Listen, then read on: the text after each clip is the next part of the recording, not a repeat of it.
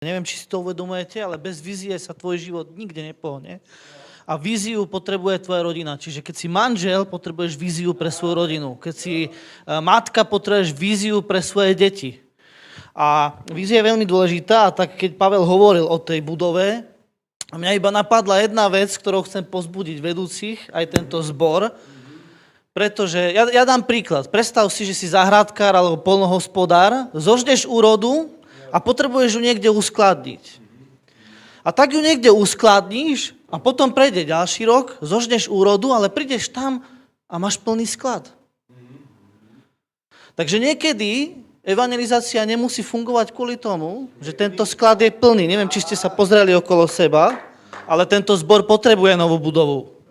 Takže verte v to, verte v novú budovu. Pretože to není len, že ako urobíme si budovečku a usadíme sa v nej, zasadíme sa v nej, ale tá budova bude veľmi dôležitá aj pre nasledujúce časy, ktoré prídu. Pretože, a nielen budovu, ale pozemok žehnám. Pretože bude treba zasadiť. A prídu ľudia, ktorí nebudú mať čo jesť z tohto sveta. Také časy prichádzajú, pretože ja poviem o 2 snoch, čo som mal. A cirkev bude mať odpoveď a ľudia budú prichádzať do cirkvi, lebo tento štát, aj systém ich proste sklamal. A ja vás chcem pozbudiť aj. Už neverte proste, ja vidím v cirkvi strašný, možno vy to nepozorujete, ale ja tým, že veľa pracujem aj na sociálnych sieťach v rámci služby, tak vidím tie rozkoly kresťanov. Jedni sú za túto politickú hnutie, druhý tu. Obidve strany vás sklamú ľudia. Jedine v Bohu je nádej.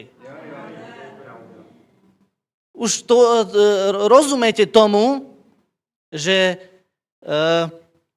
fakt iba v Bohu je nádej. Ja nemám žiadneho tohto politického, komu by som fandil. Keď by prišiel za mnou tvoj človek, ktorému ty fandíš, ja mu poviem, čím pokánie. Mňa vôbec nezajíma, aké ty máš názory. Ideš do pekla. A jestli ty nebudeš spasený, tak to všetko, čo si ty urobil aj pre tento štát, zhorí v ohni. A chcem vás pozbudiť, lebo mal som 2 sny, predtým, kľudne tá Mirka, môžeš dať ten obrázok, čo som ti dal, ale mal som 2 sny a nemôžem o to nepovedať, lebo je to proste o tom, aby sa Boží ľud pripravil. A Boh ku mne strašne často, asi najväčším spôsobom, ako ku mne Boh hovorí, sú sny. Nemám to len ja, má to aj moja manželka, majú to už aj naše deti občas. A ja častokrát som sa zdráhal hovoriť nejaké prorocké slovo, pretože som mal pocit, že ľudia to vôbec ako nechytajú, neberú to vážne, že si to nechám iba u seba v rodine a my pôjdeme. Ale ja proste nemôžem, ja musím ľudí proste povzbudiť a zároveň aj varovať. A už je na vás, čo s tým spravíte, ale včera sme boli na výlete s deťmi, potom sme sa vrátili domov a 4 členovia, 3 zo 4 sme zaspali doma, asi o 2:00 po obede.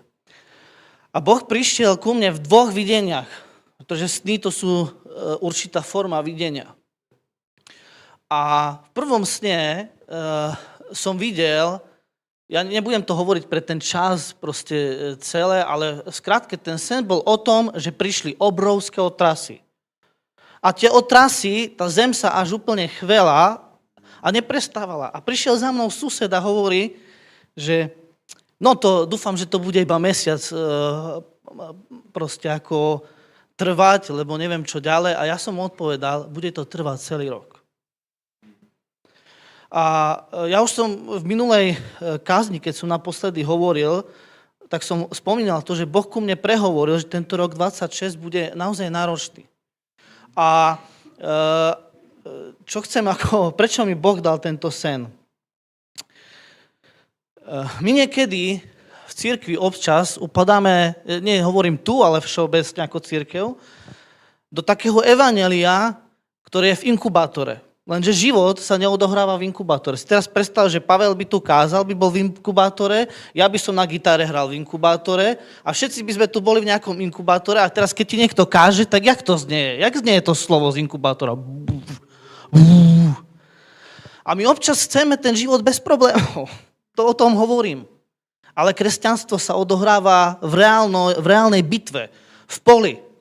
A ten život Ducha Svätého je v tom, že my ako kresťania v tom poli, v tej temnote svietime. A Boh nechce, aby sme boli pohltení tou tmou. A preto, keď prichádzajú, vás chcem pozbudiť. Možno pre niektorých z vás to bude finančne ťažké, možno niektorí máte firmy. A čo bol zmysel tých 2 snov? Že kresťania budú musieť sa teraz naučiť žiť nadprirodzene. Nadprirodzene vyriešiť situácie. Ja tiež stojím pred tým, my riešime doma tiež nejaké veci, hej.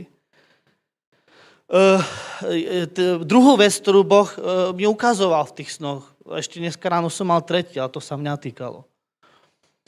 Že musíme dovoliť Bohu, aby naozaj zatriasol našim životom.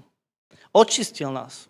Nepozerať sa, niekedy, koľký z vás ste urobili to, ja občas som urobil to, že som si kúpil nové oblečenie, išiel som pre zrkadlo, a povedal, to je chlap toto. Vyzeráš dobre a potom sa pozrieš pod povrch a už tak dobre nevyzeráš.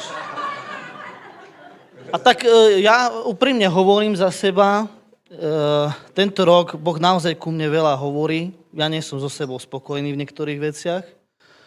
A nie v tom, že teraz neubíjame sa, keď vidíme niečo zlé na sebe, ale oprieme sa o Božiu milosť. Ale chcem vás povzbudiť, je to veľmi dôležité, aby Boh nás mohol očistiť od rôznych vecí, ktoré dlhodobo so sebou nesieme.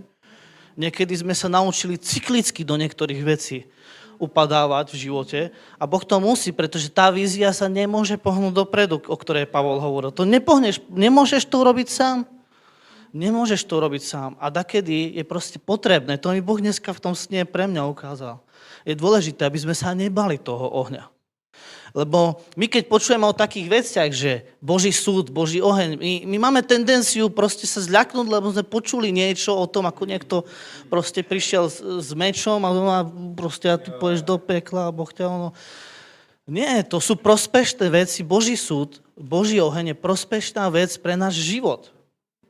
Pretože Božie slovo hovorí v Jeremiášovi, ja skúmam srdce a skúšam obličky, aby som každému dal podľa jeho cest, podľa ovoce jeho skutkov. A Zachariáš hovorí 13.9, túto tretinu prevediem cez oheň, pretávim ich, ako sa taví striebro a vyskúšam ich, ako sa skúša zlato. A budú vzývať moje meno a ja ich vypočujem.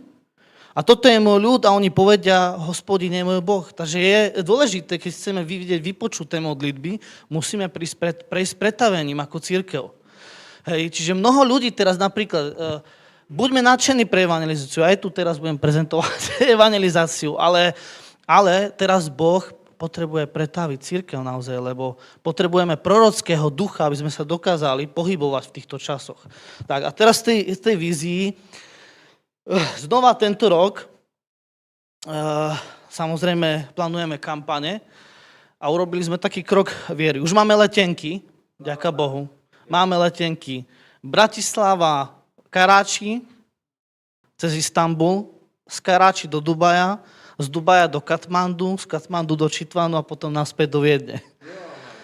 Takže bude to náročná misia, chystám sa vyraziť asi na 18 dní preč, ale nazval som to, Boh mi dal víziu dvojitej sklizne. A to je to, už nemôžeš...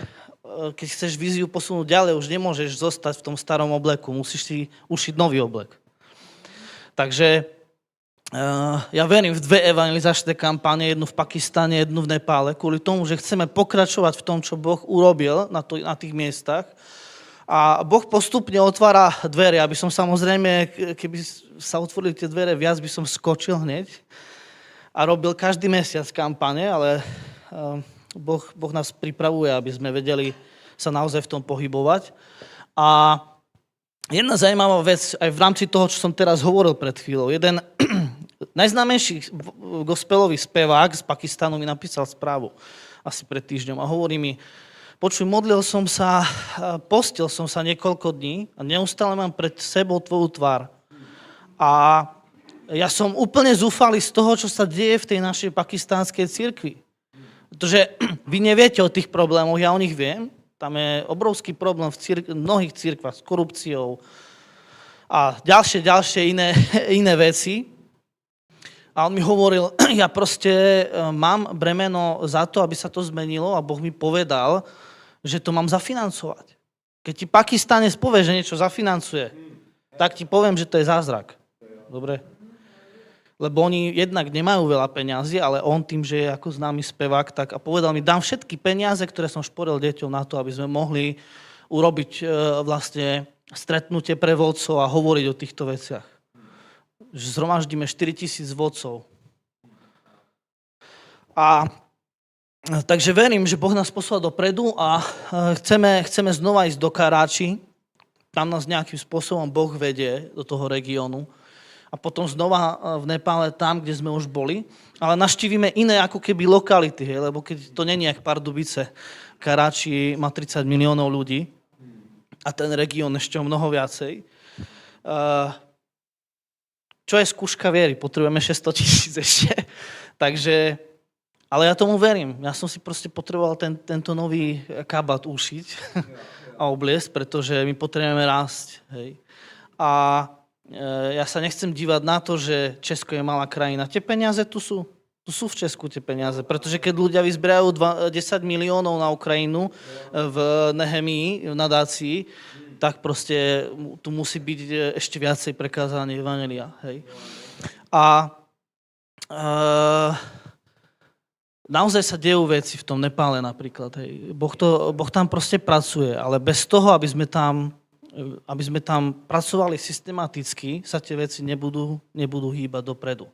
Pretože tam vybuchla nejaká rozbuška, zbory boli pokrstené Duchom Svätým, zbory rastú neustále, dejú sa tam zázraky neustále. Teraz mi pastor hlásil, že založil, ono to tak ako keby tesne po tom našom odchode vzniklo, že založil druhý zbor na nejakom mieste, ale potrebujú v tej Ázii najviac dôležité vyučovanie, hej. Takže my chceme na tú prácu nadviazať, pretože verím, že tie ďalšie roky nás čakajú ďalšie krajiny ako India a ďalšie krajiny v tej oblasti. Jedna z krajín, do ktorej by som sa chcel dostať, je Thajsko. Takže chcem vás poprosiť o modlitby za túto vec. Znova budeme odchádzať. Máme letenky niekde na prelome októbra, novembra. To je český říjen a listopad. A máme v pláne ísť samozrejme zase dvaja. Bol tam plán, že pôjde s nami aj Jozef Bajzik, ale nejak mu to kvôli rodine nevychádza teraz. Ale prečo je dôležitá pre nás táto vízia, uskutočniť tú víziu tento rok? Pretože ďalší rok Boh mi dal víziu, akým spôsobom môžeme rýchlo zasiahnuť celý región evanjeliom, bez toho, aby sme museli mať len my, ako naša služba, viacej ako financií. Hej. Boh mi dal totiž víziu, aby sa obnovilo to, čo tu bolo niekedy. Moravská misia. A aby Slovensko aj Česko obnovilo misijnú prácu. A Boh mi dal takú víziu, ktorú nazývam Operácia Moravskí bratia a pre Slovákov Operácia Cyrila Metod. A to víziou je, že chcem vychovať niekoľko evangelistov za nejaké obdobie, ktorí pôjdu pred nami do tých lokalít a urobia tam mini kampane. Čiže jednak dáme šancu ľuďom, aby sami mohli nejakým spôsobom vyrásť, aby si to mohli vyskúšať.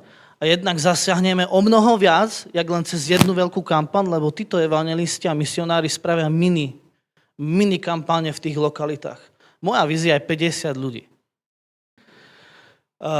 Neviem, či to sa stane hneď na ďalší rok, ale pokiaľ dokážeme len 10 ľudí získať preto, tak je to dobrý začiatok.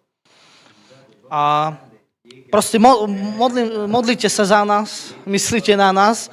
Ďalšia z vecí, ktoré sa ako potrebujeme posunúť, to je my konkrétne s Monikou, že vnímame aj po nejakých sedeniach so Staškom Bubíkom a s inými ľuďmi, alebo aj tu niektorí z vás, ktorí sme zdieľali naše srdce, že potrebujeme sa posunúť do tej služby, aby to nebola pre nás len nejaká dobrovoľnícka práca, ale naozaj práca, za ktorú máme proste financie, pretože tieto 3 mesiace pre mňa boli strašne náročné v tom, že ja som mal toľko práce s dokumentami, ja dneska dokončujem vďaka Bohu už účetníctví a ako mal som takú hlavu, pretože keď evangelista robí tabulky, tak ti poviem, že ťa to zabije úplne. Vďaka Bohu nám ponúkol, je to jeden brat, tuším, z toho zboru Archa, tak my máme tam u jedného človeka v účetníctví a on nám ponúkol, že by nám to robil. Takže sú vypočuté modlitby, že budeme mať niekoho, kto to bude robiť tento rok. Ale samozrejme, ono je náročné, samozrejme, ja budem hovoriť aj za Moniku trocha teraz, je náročné proste, keď tvoj manžel pracuje celý čas, ja sa vrátim z práce. Moje 3 mesiace vyzerali tak, že som sa vrátil z práce a pracoval som. A niekedy až do 12. v noci, hej. Takže je náročné, keď potom vidí tá žena, že samozrejme niečo robíš a nie si za to hodnotený. Takže chcem vás poprosiť, aby ste sa modlili. My potrebujeme sponzorov a potrebujeme ľudí, ktorí sú ochotní zasiať do tejto vízie aj tým, aby som to mohol plnohodnotne robiť ako evangelista, nie ako dobrovoľník. Takže toto tak asi som mal na srdci všetko.